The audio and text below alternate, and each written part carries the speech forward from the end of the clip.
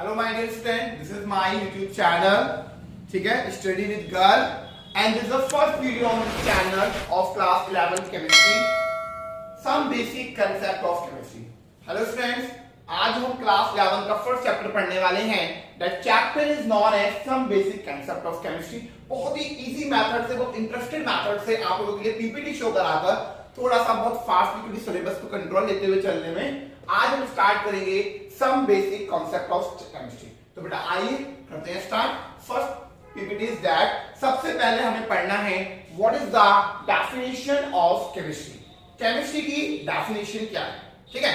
Actually में chemistry क्या है पहले बेटा इसी को समझेंगे, फिर सारे यार बेसिक टर्मिनोलॉजी इस चैप्टर में हम कवर अप करेंगे। तो सबसे पहले बेटा केमिस्ट्री, केमिस्ट्री क्या है? Chemistry is a branch of science in which it deals with the study of composition, properties and structure of matter, ठीक है। केमिस्ट्री क्या है?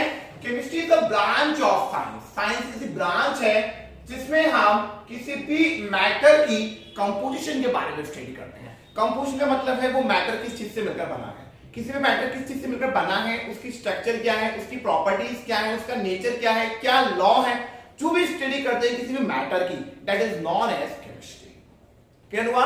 केमिस्ट्री मतलब ब्रांच ऑफ साइंस, साइंस की ब्रांच है जिसमें हम किसी मैटर की स्टडी करेंगे। भाई मैटर किससे मिलकर बना है, सपोज द मैटर, ठीक है, किससे मिलकर बना है, क्या प्रॉपर्टीज है इसकी, कंपोजिशन क्या है इसकी, नेचर क्या है इसका, समझे कौन सा लॉ इस पे लग रहा है केमिस्ट्री में। तो the basic information of this chemistry is known as chemistry. Second PPT is that matter. Word use किया मैंने यहां मैटर की, एक मैटर ये है। तो बेटा what is the matter? Matter क्या है? एनीथिंग, क्लास 9 में पढ़कर आए हैं, बेसिक चीजें, टाइम नहीं लूंगा, आगे बढ़ेंगे फटाफट से। मैटर क्या है? Anything which has a mass and occupies the space, कोई भी चीज जिसके पास एक मास है एंड स्पेस ऑक्यूपाई कर रहा है। देखिए सॉलिड, लिक्विड एंड गैसेस, बहुत प्यारी पीपीटी बनाई हुई है बच्चे ने, है ना। तो मास है जिसके पास और स्पेस ऑक्यूपाइड कर रहा है, दैट इज कॉल्ड मैटर, ठीक है। कोई भी चीज है, ये है एक मैटर हो गया, ठीक है। सॉलिड है, लिक्विड है, गैस है, यानी जिसके पास कुछ ना कुछ एक स्पेस ऑक्यूपाइड कर रहा है, कुछ ना कुछ स्पेस घेर रहा है, इट्स कॉल्ड मैटर, ठीक है। वॉल्यूम इट्स कॉल्ड मैटर, इसमें वॉल्यूम है, मास है, it's called matter.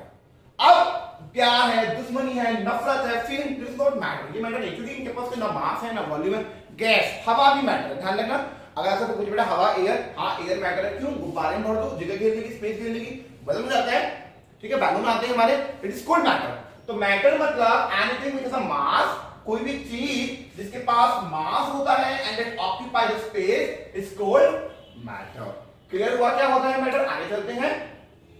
Matter can be classified into two ways. Very good. हाँ बेटा, मैटर को जो क्लासिफाइड करते हैं हम दो तरीके से मैटर को क्लासिफाइड करते हैं। Matter can be classified by two ways, ठीक है। मैटर को दो तरीके से क्लासिफाई किया जाता है, physical properties and chemical properties. Matter को जो हम क्लासिफाइड करेंगे वो करेंगे फिजिकल प्रॉपर्टी के बेस पर एंड केमिकल प्रॉपर्टी के बेस पर। क्या होती है फिजिकल प्रॉपर्टी?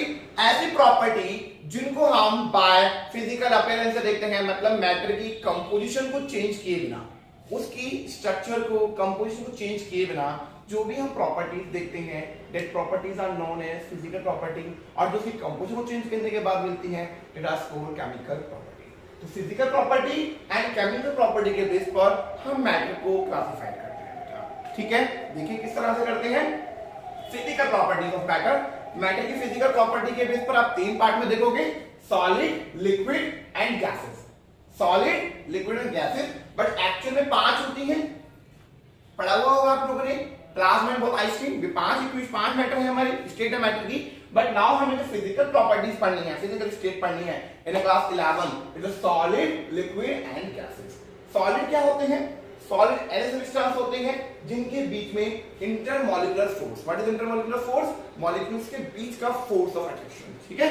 तो इनके बीच में इंटरमॉलिक्यूलर फोर्स होता है, वो बहुत ज्यादा स्ट्रांग होता है, ठीक है। पार्टिकल्स होते हैं बहुत ज्यादा स्ट्रांग होते हैं, इनकी जो शेप होती है वो बिल्कुल फिक्स्ड होती है। अगर इनकी शेप की बात करें, शेप बिल्कुल फिक्स्ड होगी, वॉल्यूम इनका बिल्कुल फिक्स्ड होगा, दे आर रिजिड। रिजिड का मतलब क्या होता है बेटा? रिजिड का मतलब होता है कि ये अपनी पोजीशन पर ऑसिलेट करते हैं, जो फ्लो नहीं कर सकते वो रिजिड कहलाते हैं। तो सॉलिड क्या होते हैं? रिजिड होते हैं, फिक्स्ड शेप होती है, इनका वॉल्यूम भी होता है, फिक्स्ड होता है। समझ में आया? दैट्स आर कॉल्ड आपके सॉलिड। तो सॉलिड क्या है? जो आपके रिजिड होते हैं, फिक्स्ड शेप होती है, फिक्स्ड वॉल्यूम होता है, इंटरमॉलिक्यूलर फोर्स ऑफ अट्रैक्शन ज्यादा होता है पार्टिकल्स के बीच में, melting point boiling point high होता है। लिख सकते हैं melting point and boiling point high होता है, ठीक है, और हाई फोर्स ऑफ अट्रैक्शन होता है, हाई फोर्स ऑफ अट्रैक्शन होता है। नाउ लिक्विड की बात करें, liquid are not rigid. Liquid जो होते हैं बेटा वो रिजिड नहीं होते हैं। लिक्विड क्या होते हैं? लिक्विड आर फ्लूइड, ठीक है। तो लिक्विड क्या है? रिजिड नहीं है, बट लिक्विड क्या होते हैं? फ्लूइड होते हैं। क्या होते हैं बेटा? फ्लूइड, जिसके पास टेंडेंसी होती है फ्लो करने की, that are known as the fluid. तो लिक्विड क्या होते हैं? लिक्विड हमारे फ्लूइड होते हैं, जबकि जो सॉलिड है, सॉलिड क्या होंगे? हमारे रिजिड होते हैं। तो लिक्विड क्या है? फ्लूइड है। लिक्विड के पास फिक्स शेप नहीं होती है। अगर हम लिक्विड की बात करें तो liquid has no fix shape. Liquid की शेप जो है वो फिक्स नहीं होती है, और लेकिन जो शेप है लिक्विड की, आप इस कंटेनर में डालिए, इस कंटेनर की शेप ले लेगा, आप ऐसा फ्रीली छोड़ दीजिए, फ्रीली शेप ले लेगा, तो लिक्विड जो शेप है वो फिक्स नहीं है। But yes, liquid has fixed volume. अगर 5 किलो है तो 5 किलो ही रहेगा। लिक्विड का जो वॉल्यूम होता है बेटा वो फिक्स्ड होता है, बट जो शेप है लिक्विड की वो फिक्स नहीं होती है। नाउ गैस रिजिड नहीं होते हैं। रिजिड नहीं होते हैं तो क्या होते हैं? They are fluid. अगर रिजिड की गैस की बात कर रहे हैं तो गैस जो है वो रिजिड नहीं होते हैं। जब गैस रिजिड नहीं है तो ये क्या है? फ्लूइड है, ठीक है। तो गैसेस क्या होती हैं? फ्लूइड होती हैं। नो फिक्स्ड शेप, इनकी शेप है वो फिक्स नहीं होती है, ठीक है, और ना ही इनका वॉल्यूम फिक्स होता है। तो छोटा सा मेल्टिंग आपका हो गया। नेक्स्ट आता है कि मेल्टिंग एंड बॉइलिंग पॉइंट इनका जो होता है वो कम होता है कंपेयर टू इसका। मेल्टिंग एंड बॉइलिंग पॉइंट बहुत कम होगा। फोर्स ऑफ अट्रैक्शन बहुत कम, उसका और भी कम, और इसका सबसे कम बीच में मॉलिक्यूल्स के बीच में फोर्स ऑफ अट्रैक्शन होता है। आगे चलते हैं सॉलिड। फिर एक जनरली इंट्रो यहां पे मैंने फिर लिया है इस चीज को दिखाने के लिए आपको। देखिए सॉलिड क्या है? Definite shape, definite volume. Generally hard होते हैं, रिजिड होते हैं। मेल्टिंग एंड बॉइलिंग पॉइंट क्या होता है? इनका हाई होता है, that means they are solid. Liquid definite volume होगा लेकिन इनडेफिनेट शेप होती है। मेल्टिंग बॉइलिंग पॉइंट का लो होता है कंपेयर टू सॉलिड। सॉलिड के कंपेयर में जो लिक्विड होते हैं इनका मेल्टिंग पॉइंट, बॉइलिंग पॉइंट बहुत लो होता है। पीपीटी आपको इसमें वीडियो मिल जाएगी, आप वहां से देख सकते हैं, नो इशू। और थर्ड आता है गैस, डेफिनेट शेप नहीं होती है, डेफिनेट वॉल्यूम नहीं होता है। क्या होते हैं? फ्लूइड होते हैं। मेल्टिंग एंड बॉइलिंग पॉइंट में इनका लो होता है, जैसे मैंने आपको बताया। आगे चलते हैं मैटर। अब मैटर को जो हम क्लासिफाइड कर रहे थे, ठीक है, उसकी प्रॉपर्टीज के बेस पर, तो हम मैटर को क्लासिफाइड जो कर रहे थे फिजिकल प्रॉपर्टी के बेस पर, तो फिजिकल प्रॉपर्टी के बेस पर हमने कर दिया solid, liquid and gas. Now अब जो हम मैटर का क्लासिफिकेशन कर रहे हैं वो कर रहे हैं केमिकली प्रॉपर्टी के बेस पर। केमिकल प्रॉपर्टी के बेस पर हम मैटर को क्लासिफाइड करते हैं, और केमिकल प्रॉपर्टी के बेस पर जो मैटर क्लासिफाइड करते हैं वो दो प्रॉपर्टी के बेस पर करते हैं। फर्स्ट आता है प्योर सब्सटेंस एंड सेकंड आता है मिक्सचर। क्लियर हुआ बच्चा? तो दो सब्सटेंस प्रॉपर्टी के बेस पर करते हैं, pure substance and mixture. Now pure substance को हम दो पार्ट में बांटते हैं, एलिमेंट एंड कंपाउंड, और मिक्सचर को हम दो पार्ट में बांटते हैं, homogeneous mixture and heterogeneous mixture. एक एक क्रिएट करते हैं। चलिए आगे, एक फ्लो चार्ट हो गया, स्क्रीनशॉट ले सकते हैं आप इसका। नेक्स्ट पहले हम बात करते हैं मिक्सचर। मिक्सचर क्या होता है बेटा? मिक्सचर क्या है मेरे बच्चों? जब हम दो या दो से ज्यादा कंपोनेंट को फिजिकली मिक्स करते हैं, जब दो या दो से ज्यादा कंपोनेंट को हम फिजिकली मिक्स करते हैं किसी भी रेशियो में। आई बात समझ में? आपके पास कोई भी दो या दो सब्सटेंस है, आप उन सब्सटेंस को फिजिकली मिक्स कर रहे हैं, आप उन्हें मिक्स कर दीजिए किसी भी रेशियो में। कोई रेशियो आपके पास फिक्स नहीं है, आप उन्हें फिजिकली मिक्स कर रहे हैं किसी भी रेशियो में, that is known as a mixture. ठीक है, तो मिक्सचर मतलब क्या कि जब दो या दो से ज्यादा सब्सटेंस को हम फिजिकली मिक्स कर देते हैं किसी भी रेशियो में, that are known as the mixture. तो mixture are the consequent by more than one kind of the pure form of the matter. Matter की जब एक से ज्यादा प्योर फॉर्म होती है और उनको क्या करते हैं हम आपस में कंबाइन करते हैं, मिक्स करते हैं और एक कंपाउंड बनाते हैं, इट इज नॉन एज आप सॉरी एक कंपोनेंट बनाते हैं, it is called an mixture. तो मिक्सचर मतलब जब दो या दो से ज्यादा कंपोनेंट को मिक्स करेंगे, ठीक है, ऐसे ही करेंगे, मतलब कोई फिक्स रेशियो में नहीं करेंगे, ना तो रेशियो फिक्स होगा, और फिजिकली करते हैं, it is known as a mixture. और मिक्सचर में जो भी कंपोनेंट यूज होते हैं, जो भी थिंग्स यूज होती हैं मिक्सचर बनाने के लिए, उनको हम बोलते हैं सबस्टेंस। नाउ सबस्टेंस जो भी मिक्सचर के अंदर mixture is called as component, और जो सबस्टेंस यूज होंगे सबस्टेंस को क्या बोलेंगे हम? कंपोनेंट बोलेंगे। बेटा मिक्सचर जो होते हैं वो दो टाइप के होते हैं, homogeneous mixture and heterogeneous mixture. अगर मैं मिक्सचर की बात करूं तो मिक्सचर हमारे दो टाइप के हैं, homogeneous mixture and heterogeneous mixture. देखिए आगे, yes, homogeneous mixture and heterogeneous mixture को आप यहां पे क्लिक से देखिए। एक मैंने एक सब्सटेंस लिया, ठीक है, सपोज मैंने यहां पे सैंड ले लिया, अब उसको मैंने वाटर में डाला। जब मैंने उस सैंड को वाटर में डाला, वाटर में डालने के बाद हमने देखा कि वाटर में वो आपका डिसॉल्व नहीं हुआ है, वो नीचे ऐसा ही एग्रीगेट हो गया है। जब हम किसी भी कंपोनेंट को, ठीक है, ये हमारे पास एक कंपोनेंट हो गया, सपोज कंपोनेंट 1 एंड कंपोनेंट 2, जब हमने दो कंपोनेंट को मिलाया और मिलाने के बाद देखा कि हमने अलग अलग देख सकते हैं, वो मिक्स नहीं हुए हैं बेटा, तो that is known as heterogeneous mixture.